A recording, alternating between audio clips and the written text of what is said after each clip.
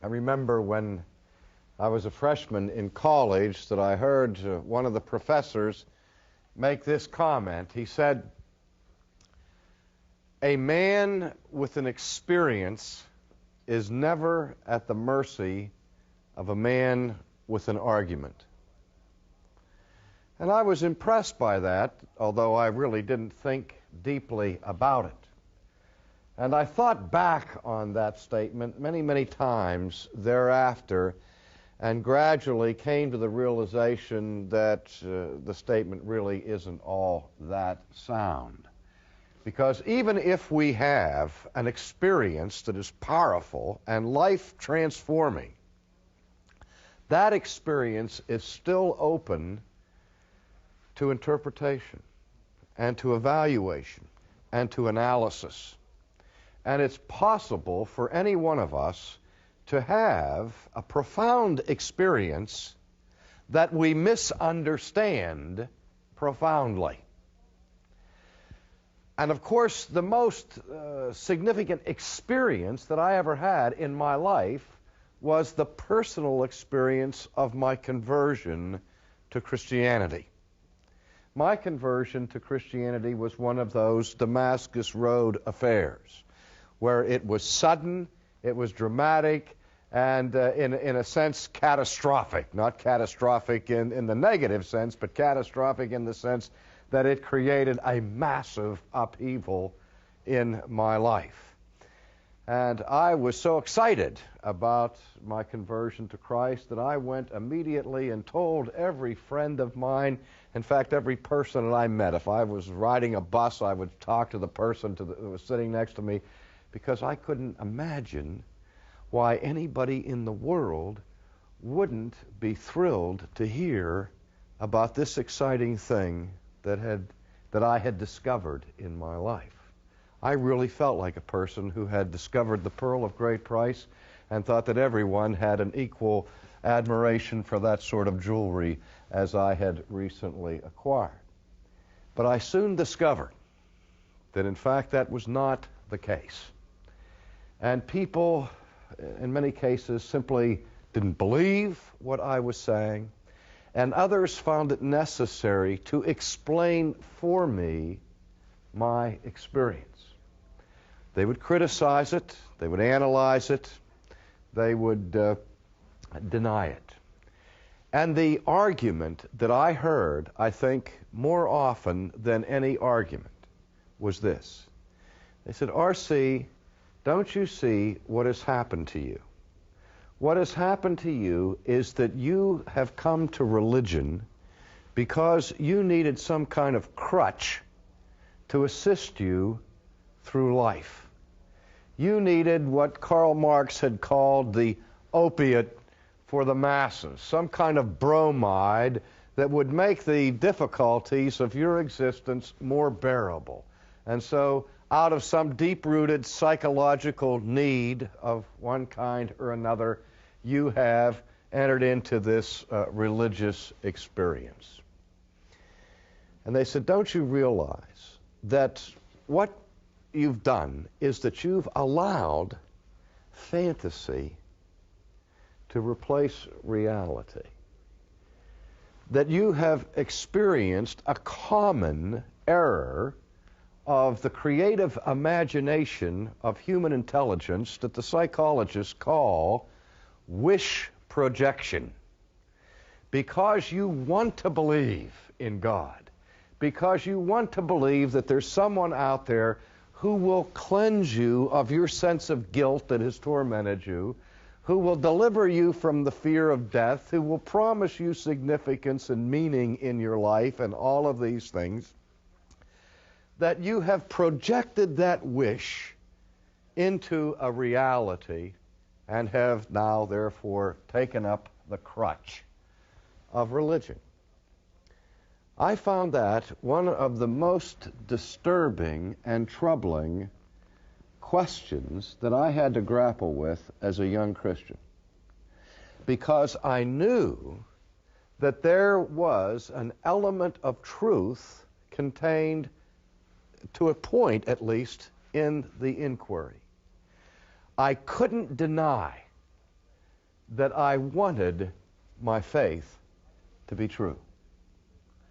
I couldn't deny that it would have been personally devastating for me to discover the next week or the next day that I had put my faith in Christ in vain. I could not deny that I wanted it to be true. I certainly wanted to know that I was forgiven of my sins. I certainly wanted to know that there was a heaven. I certainly wanted to believe that there was a God who said that my life was meaningful and significant. And I couldn't deny those things. But there were plenty of friends of mine in the academic world particularly who had no problem denying those things. And I became a philosophy major and spent most of my time reading the writings of skeptics rather than of believers. And then later on, when I was teaching at Temple University in Philadelphia at the Conwell School of Theology, one of the elective courses that I taught there was for upper-level students, for graduating seniors, and I taught an elective in the philosophy of atheism. And what I did in that course was I required that the students read the primary sources, the primary documents of what are usually considered to be the most formidable critics of historic theism and Christianity. I made them read, for example, the writings of David Hume, of Ludwig Feuerbach, of Karl Marx, of Sigmund Freud, of Walter Kaufmann, of Albert Camus, of Jean-Paul Sartre, of Bertrand Russell, and so on. And that it was a requirement of this course that we would read the arguments of the atheists and then try to grapple with their particular assertions. Now, one of the things came through very loudly and very clearly in that analysis, and that is that in virtually all of those philosophers whom I have mentioned, at one point or another, they came to the conclusion that the reason why people believe in God is fundamentally driven by some psychological need. That is, psychological need is the mother of all religion. And I was interested particularly in 19th century philosophical thought.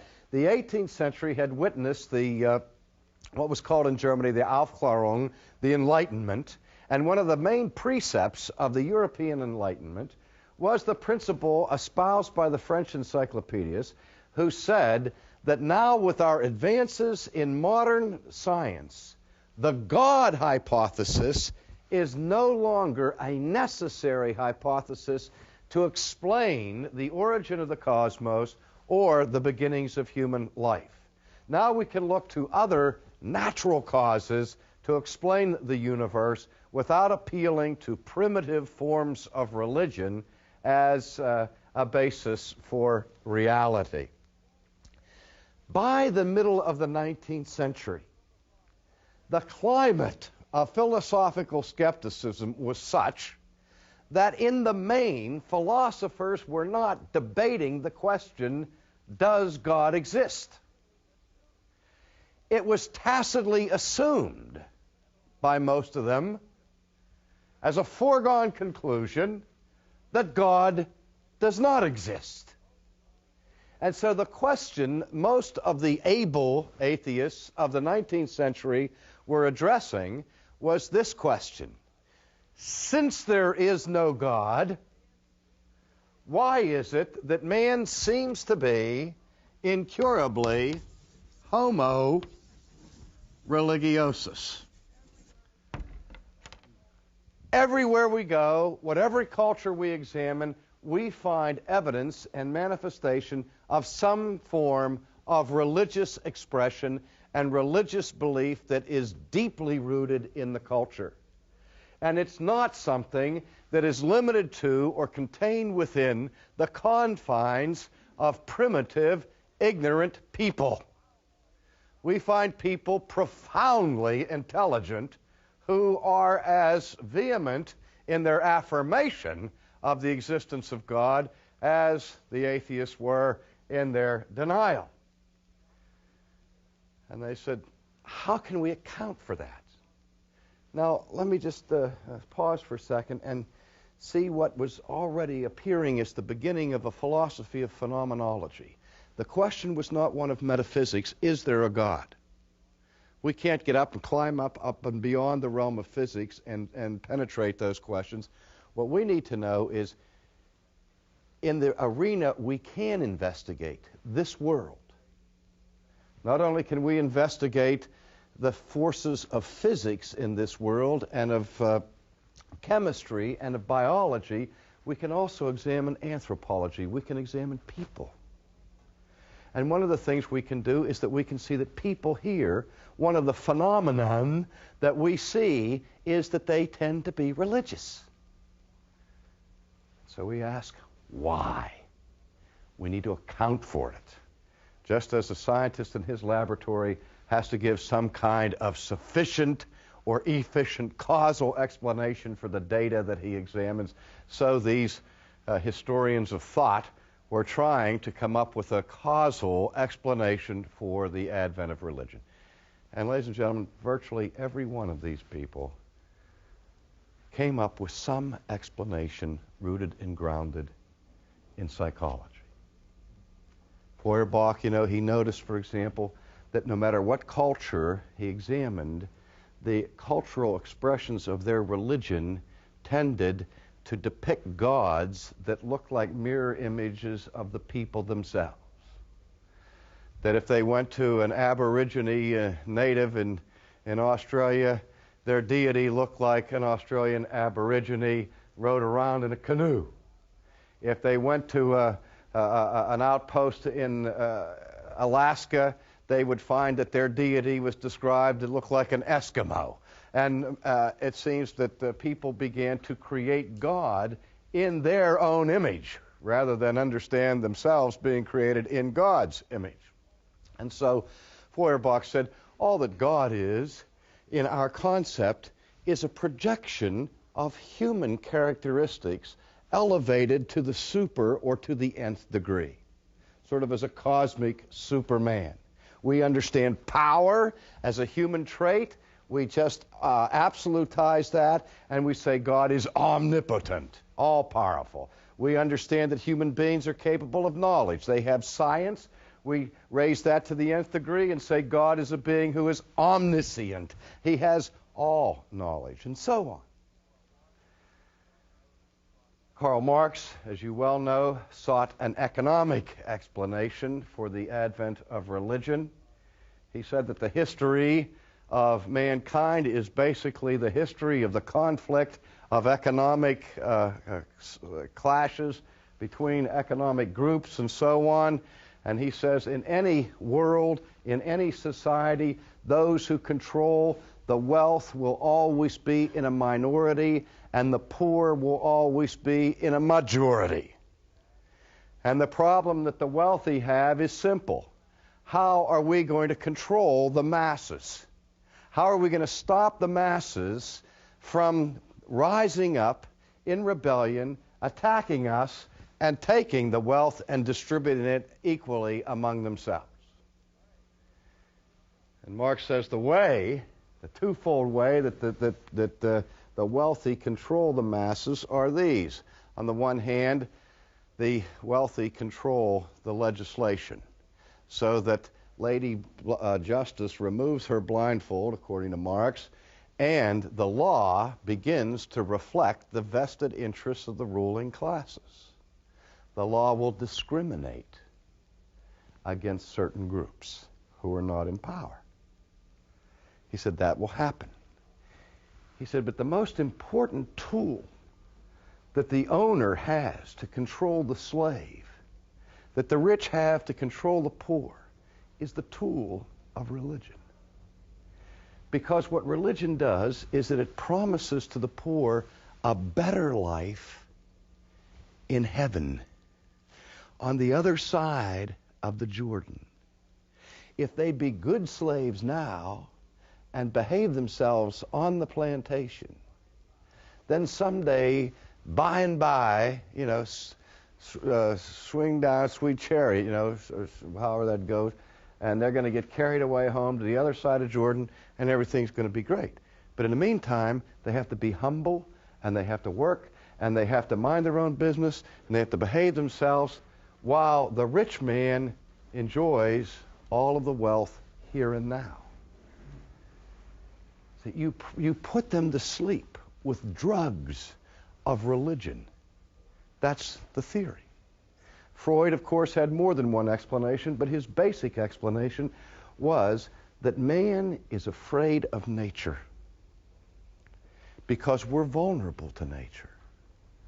We can be harmed or killed by the tornado, by the fire, by the flood, by disease. And you can't negotiate with these forces. And so what we do is that we begin to personalize impersonal forces and begin to believe that there's a God that resides in the fire and a God that resides in the flood.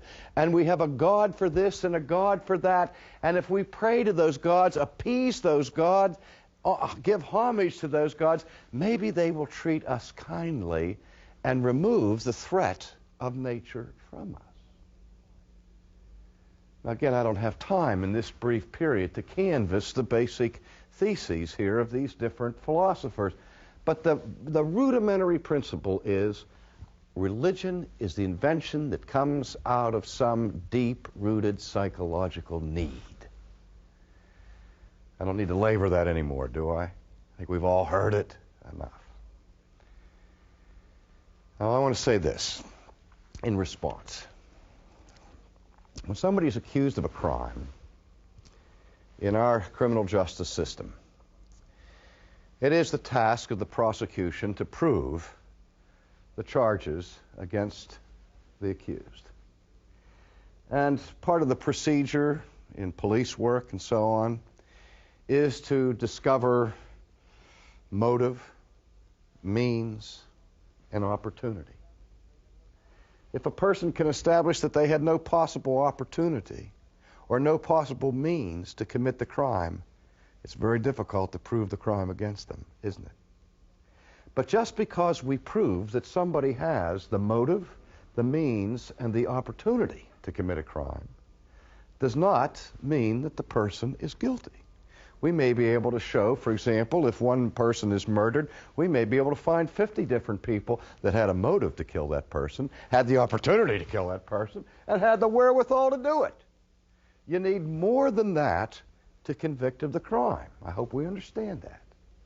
Now, I have no quarrel with Freud or Marx or Feuerbach or Sartre or Kaufmann or any of this in terms of their making it very clear that human beings indeed do have the capacity to invent religion.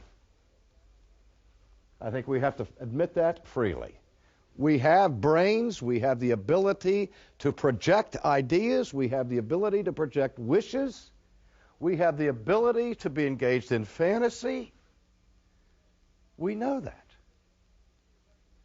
And I think that it's theoretically possible, if there is no God, I think it's possible that people could invent one. We have the motive, we have the means, we have the opportunity. I don't think we'd invent the God of Scripture. I don't think we'd invent a God who's holy. I don't think we'd invent a God who demands perfect obedience to him with the threat of everlasting torment if we fail in that. But that's another story. But I'm saying, I'm granting at the outset that we do have a psychological motive to invent God. But what I'm pleading for in this brief message this evening is to understand two things.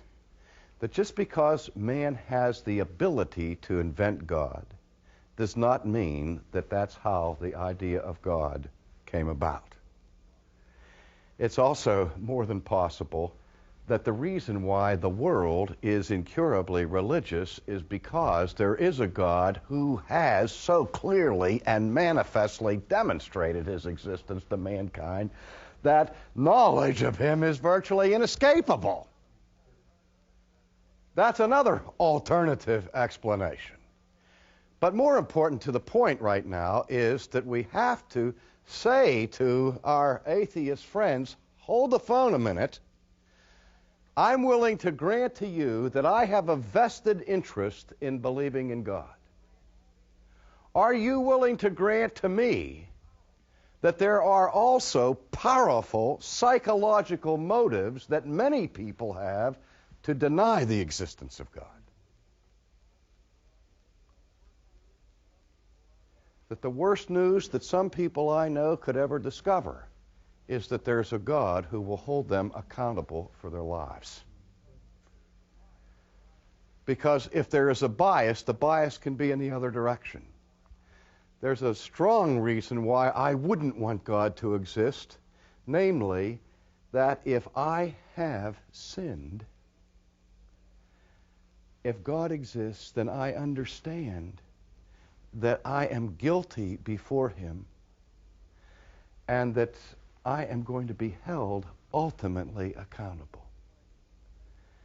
And if that's the way, if I am in a relationship to God that is one of alienation and estrangement and disobedience, then I hope with all of my heart and soul that he doesn't exist. Do we understand that? And now I'm trying to say is the question of the existence of God can never be resolved on the basis of our psychology. That's a question that we have to deal with on other grounds, on objective grounds of objective philosophical argument, not on the basis of what my psychological disposition is or what your psychological disposition is. I have to say at the outfit, yes, I want there to be a God. And if you're going to be honest with me, tell me, and maybe you're saying to me, oh, I do too, R.C. Boy, I really want to believe it. Please persuade me of it. You know, and if that's your disposition, put it on the table. If your disposition is, boy, that's the last thing I hope is true. But the point is, nobody's neutral about this question. I've never met somebody that was neutral. Because there is no neutrality when it comes to moral responsibility, ultimately. And you know what I've noticed in my debates with atheists is that I almost never meet somebody who said, oh, how I wish that were true. And that surprises me, because I can't imagine why any human being wouldn't want it to be true that there's a God who is willing to forgive them of every sin that they've ever committed. A God that will give them life that will go forever. A God that will guarantee to them that everything that takes place in their existence is significant. And there's no such thing as futility in your labor. Maybe what people have is that they're afraid to believe it because it's too good to be true. I mean, they have been disappointed so many times in their lives by believing things that didn't come to pass as they had hoped, that they're almost saying, hey, you know, I don't dare believe that. But usually what I'm engaged with in discussions with atheists is with a spirit of hostility. People seem to be saying, man, that's bad news. Don't talk to me about the existence of God. Now, long before Freud and Marx and Feuerbach and these people ever speculated on the question of the psychology of theism, the Apostle Paul, centuries ago, set forth in his philosophical framework a psychology of atheism. The New Testament gives a rational explanation for why there might be, in fact is, a negative bias deeply rooted in the human heart against the existence of God. And again, I would like to take a few minutes to look at that treatment, which is well known as it is found in the first chapter of Paul's letter to the Romans. Beginning in chapter 1, verse 18, we read this report. For the wrath of God is revealed from heaven against all ungodliness and unrighteousness of men who suppress the truth in unrighteousness. Now let me just quickly comment on this introductory verse to this segment of the epistle. First of all, the word that the apostle uses here that is translated wrath is the word orge. It's one of the words in the Greek language that can be translated anger or wrath. We get a different English word from it. You may be able to guess what word that is. It's the word orgy. Now, we don't think of orgies in terms of anger, do we? We use the term orgy to describe an unrestrained, unrestricted, unbridled involvement or manifestation of sensuality and sex and partying and all the rest. An orgy. A liberation of human passion without restraint. The point of contact linguistically between the English word orgy and the Greek word orge, that is the word for wrath, has to do with the expression of passion. Unbridled passion. The link is this. What the apostle is saying here is not only that God's experiencing wrath about something. He's not saying that God is merely irritated or annoyed or is simply angry. But really the force of this teaching is that God is furious. That God in heaven is enraged about something. Now, I know that's difficult for us to conceive of because we've been brainwashed, if you will, for a couple of hundred years about the character of God, so much so that in 20th century American culture we think that it's unthinkable that the deity would even be capable of being mildly displeased about anything. We have so defanged God and turned him into a cosmic Mr. Rogers, you know. What a wonderful day, and then, you know, I love you just exactly and precisely as you are.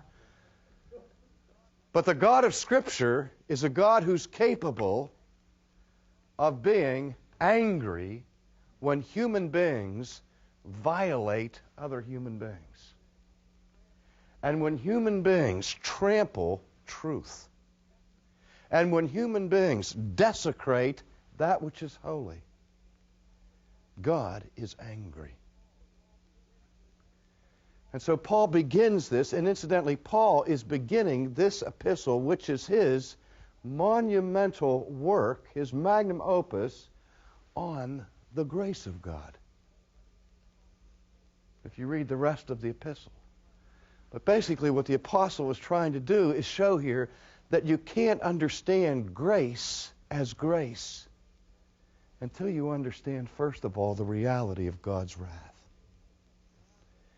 And so he says, the wrath of God is revealed from heaven against what? I remember early on in the 20th century, some of the existential theologians reacted against the maudlin sentimentality of 19th century theology that had stripped God of any capacity for anger, and then got so intoxicated with their rediscovery of the wrath of God that they said not only is God's wrath real, but at times it's irrational. That there's a demonic element to God himself. There's a shadow side to God's personality. Almost a Jekyll and Hyde thing, yin and yang, good and evil, within God himself. And he has these temper tantrums. Now, the idea of an irrational eruption of anger in God himself would indicate God's becoming violently angry with no just cause. Arbitrary wrath. Flying off the handle for no good reason. But that's not what Paul is talking about. He says, the wrath of God is revealed from heaven against all ungodliness and unrighteousness of men. There is a reason for his anger. It's a twofold reason. This is really a hendiades as a Greek structure here in the language, which it simply means that two different words are used to point to one particular problem. What Paul is saying, get this, think carefully, is that God is enraged because of a particular sin that God regards as both being unjust and irreligious. It's unrighteous and ungodly. It's not only unethical, but it is irreverent and blasphemous. There's one sin that Paul has in view here. Listen to what it is. Who suppress the truth in unrighteousness. If you want to know what ignites the fury of God, it is the suppression of his revealed truth. My translation, at least, uses the term suppress. Some of you have different translations, and other translations that I've read of that text in Romans say that some who hold the truth in unrighteousness. I've read repress the truth. I've read hinder the truth. I've read stifle the truth. The verb is the verb that comes from the Greek word katakain. Katakain, which means to hold down against resistance. It's the term that is used in the New Testament when the apostles are held against their will in prison. They're incarcerated. The image that the verb suggests is this. If there were a giant spring with heavy, thick coils, and for me to compress that spring, I would have to press down upon it on all my might. But the only way I could keep the spring down is if I kept pressing down on it, because the moment I released the pressure, the spring would come back up. Katakain. It has a positive meaning when Paul admonishes his disciple Timothy and says to him, hold fast that which you have received. It's the same verb. Hang on to it. Don't let it go. Exert all the power you can to keep it in your grasp. That's the force of this verb, katakain. But again, Paul says that God is angry because people are suppressing unrighteously, immorally, unethically, some kind of truth. What kind of truth? Is it some kind of political conspiracy that's been covered up? Is this Watergate that we're talking about in the first century? No, if you excuse the pun, it's Heavengate that is being covered up, because Paul goes on and specifies what he's just spoken of in general terms previously to this. He says, because that which is known about God is evident within them, for God made it evident to them. He's talking about the knowledge of God.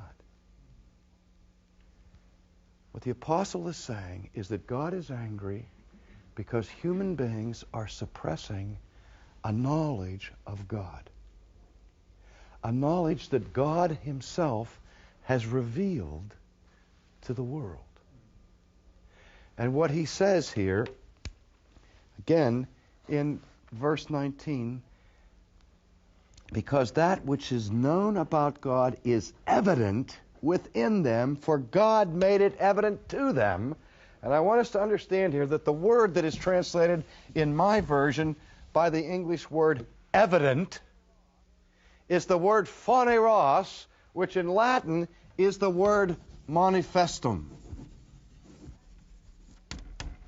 That is, this knowledge of God of which the apostle is speaking is not some vague, esoteric, arcane, secret, hidden knowledge that only some Gnostic elitist with a super intelligent capacity could ever discern.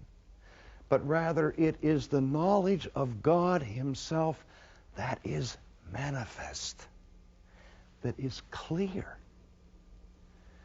and that it is clear to the whole world. It's that same knowledge that Scripture elsewhere says that the heavens declare the glory of God. The firmament shows forth His handiwork. I was listening to a talk show one night, radio talk show, where they had an atheist philosopher, they had a Roman Catholic Jesuit theologian, and a Protestant theologian. And they were debating arguments for the existence of God. And they were getting in all kinds of sophisticated debates about the ontological argument and the cosmological argument and so on. And then they started receiving phone calls. And they got a call from a woman who was obviously uneducated and unsophisticated. And she used broken grammar and poor grammar to express her protest. I don't know what's wrong with you people. Why don't you just go outside and open your eyes? You know? She was saying, it's clear. It's manifest. How can you miss it? People say to me, he said, Sproul, do you think you can prove the existence of God? I said, with the greatest of ease. They said, give me some evidence. I take my shoe off. I said, look at that. That proves conclusively, compellingly, demonstratively the eternal existence of Almighty God. Oh, they say, you mean you're giving probable evidence? No, I'm giving certainty. I said, why? I said, if it exists, if you see a shoe here, if there's anything here that's a shoe, then something exists necessarily. Something has the power of existence in and of itself, eternally, or the simplest child can understand nothing could possibly exist now. Because if there was ever a time when there was nothing, this is a manifest impossibility.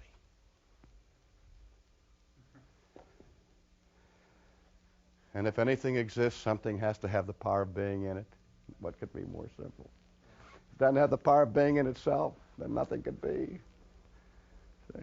You don't even need the heavens to declare that. Just look at your shoe. But that's another story. But in any case, verse 20 makes the indictment all the more severe. For since the creation of the world, His invisible attributes, His eternal power, that's just what I was talking about, His eternal power, His divine nature have been clearly seen, being understood through what has been made, so that they are without excuse. Now there's a couple things I want you to notice about this text. Since the Kantian watershed in philosophy, those of you who are students of Western thought know that Immanuel Kant said we can no longer be persuaded by the traditional arguments for the existence of God because ultimately they rest on reasoning somehow from this world to the metaphysical realm. And Kant said you can't reason from the seen to the unseen. If Kant's right, Paul's obviously wrong. If Paul's right, then Kant is obviously wrong, because what Paul is saying here is that the invisible things of God, things you can't see, are made known by means of, through the medium of, those things that are made, those things that are seen. There's a fundamental dispute there. You have to check for yourself to see who's more cogent, Paul or Kant. And I beg my Christian fellow philosophers to stop defending Kant and start defending Paul on this point. But in any case, Paul says that the invisible attributes of God, namely His eternal power and divine nature, have been clearly seen and understood through, by means of, what has been made, so that they are without excuse. See, this is not simply an amoral, intellectual question. The question of your affirmation or denial of the existence of God is a matter of consummate moral culpability. What excuse is the apostle pulling away from the atheist here? The one excuse that every atheist, that every agnostic will want to use on the final day of judgment is the excuse of ignorance. God, I didn't know you were there. If I just would have known, I would have believed you, I would have followed you, I would have obeyed you. What's worse than hardcore atheism is allegedly softcore atheism, which goes under the guise of agnosticism. The agnostic says, I'm not going to say there is no God. I just simply don't know whether there's a God because I don't think there's a sufficient evidence to come to a conclusion one way or the other. That terrifies me when I hear somebody say that. I say, because what you're saying now is not only you're not willing to affirm the existence of God, but you are pinning the blame of that unwillingness on God himself for not giving you sufficient information. Be careful here. You are adding insult to injury. If this is true, then what it is saying here is that God has so clearly manifested himself ever since the creation of the world, through everything that is made, that you can never use ignorance as an excuse before God. What Paul is saying is that people claim ignorance as an excuse, but it is a fraudulent claim. I've seen real hostility emerge when we've been in discussions with people who are hostile to Christianity, and we discuss these matters. I say, you're not responsible to me to believe this. You may be responsible to God to believe this, but you're not responsible to me to believe that. You don't have anything to fear from me. I'm not going to persecute you or prosecute you or try to bring any harm or injury to you about these things. But what I'm reading here is that in the final analysis, the affirmation of the existence of God is not an intellectual question, it's a moral one. And if you refuse to affirm the existence of God, you are in moral difficulty with the God you refuse to affirm, if Paul is telling the truth. Now here's the crowning, crushing indictment. Verse 21, for even though they knew God, they did not honor him as God or give thanks, but they became futile in their speculations, and their foolish heart was darkened. Professing to be wise, they became fools. Now notice what he says here, that the fundamental sin of the human race, the most basic crime that all of us have committed against God, that at the very time we knew of his existence, we refused to honor him as God. We refused to give proper gratitude to our Creator. You see, the problem with the atheist, according to Paul, is that it's not that the atheist doesn't know God. The problem is he refuses to acknowledge what he knows to be true. And that is dishonest. And I'll say this to people when I'm debating the question of the existence of God. I say, look, I'll debate this with you as long as you want to debate, and I'll try to answer as many questions as I possibly can. But I want to be honest with you. I want you to know I don't trust you. I think you're lying to me. You're telling me you don't believe that there's a God. I don't believe that.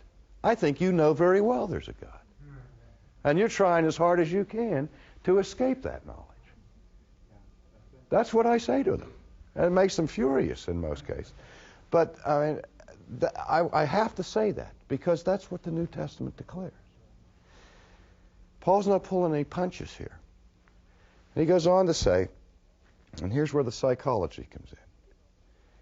Professing themselves to be wise, they became fools, and they exchanged the glory of the incorruptible God for an image in the form of corruptible man and of birds and four-footed animals and crawling creatures. Now, let me just say this. Verse 25, they exchanged the truth of God for a lie, worshipped and served the creature rather than the Creator who is blessed forever. Ladies and gentlemen, what man usually does with the revelation of God is not turn it into atheism. Our normal reaction to God's divine revelation in nature is to turn it into religion, but a religion of idolatry, where we worship a creature rather than the Creator. And we can do it in the Christian church. When we talk about the sovereignty of God and we talk about the holiness of God and people respond and say to me, I don't believe that stuff, my God's a loving God and all of that stuff, I say, are you sure your God isn't an idol? Your religion, I mean, we all have a basic propensity towards idolatry. That's where we all are coming from. If we would take these categories that Paul has used here in Romans and translate them into modern psychological nomenclature, here's what it would look like. In many views of psychoanalysis, psychiatrists and psychologists are interested in traumatic experiences and the damage they do to us unconsciously, to our psyche. There's constant probing into the secrets of our past to see where we experienced trauma as children and how that baggage can be carried through our entire lives. For example, I may go to see a psychiatrist or a psychologist, and I'm greatly distressed about something, and he begins to take my family history, and he not only listens to the words that I say, ladies and gentlemen, he pays attention to my nonverbal communication. He may ask me about my dreams. He may ask me to take some Rorschach ink blot tests, you know, like the guy that went to the psychiatrist and he gave him all these ink blot tests, and every time the guy saw an ink blot, he gave some erotic sexual explanation. And finally, when it was all done, you know, the psychiatrist said, I can see you're really hung up on sexual imagery. And he said, why do you say that? He said, because every one of these things you interpret it in a sexual manner. And the guy said, well, you're the one that showed me all the dirty pictures. But we understand that we can communicate in other ways besides words.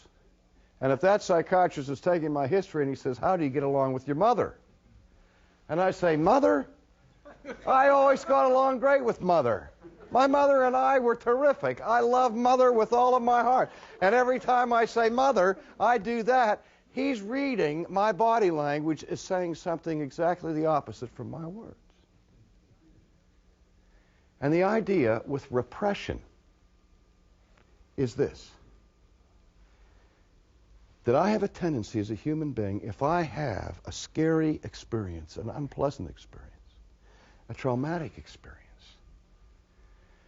to try to take the memory of that and bury it as deep as possible into my subconscious.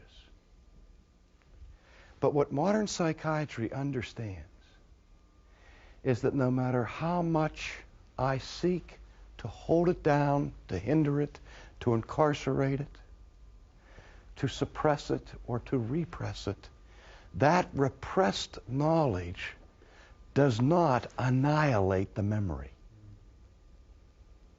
It may not be in the conscious mind, but it's there. And like Freud used to say, it's like if you expelled a boy from class, from school, and once you send him out of the classroom, he runs around out in the playground and he picks up pebbles and he comes out, starts throwing little stones at the window to let everybody know he's still out there. Well, those traumatic memories that we have are like the little boy. They keep throwing stones up. And we start getting, we get these uncomfortable symptoms from the past and we're not even aware why. It's because repressed knowledge seeks to come back to the surface. But when it comes up, ladies and gentlemen, it comes up disguised. It'll come out in a dream, in a strange symbol, in a strange tic or gesture, because it is too scary to come out in the form it went in. And so what we do is that we bring it back out, according to modern psychiatry, in a substituted form that is less threatening. We exchange the original idea for a counterfeit. This is exactly what the Apostle Paul is saying is the fundamental psychology of the human race with respect to God. That the scariest thing to a sinful person in all of the world is the holiness of God. And when God reveals His righteousness and His holiness to us, that is so scary to us that what we do is that we bury it as deeply as we possibly can in the depths of our psyche, but it cannot be destroyed. And there's a relationship between katakain in verse 18 and in the word metalasso in verse 25, which means exchange. We repress, then we exchange. We exchange the truth of God for a lie. We exchange the majesty of God for an idol. We exchange the law of God for human religion or for the denial of God. Because we have a deep psychological bias against a God who is holy. I remember reading a sermon by Jonathan Edwards where he titled it, Man, Naturally God's Enemy. He said there were certain things about God that men don't like. God is holy. He is all-powerful. And we don't like someone who is so holy to also be more powerful than we are. And he goes on to some other reasons for that, and then he says the thing we also hate is that God is immutable. And I thought, why? Why does that bother us, that God is immutable? Because Edwards says, you know, if I find a holy man, I may be able to bribe him and corrupt him and make him just like me. If I find a powerful man, a holy man who is powerful, he can get old and die. But God doesn't get old and die. And God is incorruptible. Not only is He holy now, but He's holy forever. He's never going to negotiate it. We have no hope that He'll ever negotiate it. And that terrifies us. So the bottom line is, if we're going to debate the existence of God, I think it would be wise to do it on grounds other than the psychological desirability or undesirability of Him. Because if we're talking about Yahweh, the God of Israel, we're talking about a God that people have every driving passion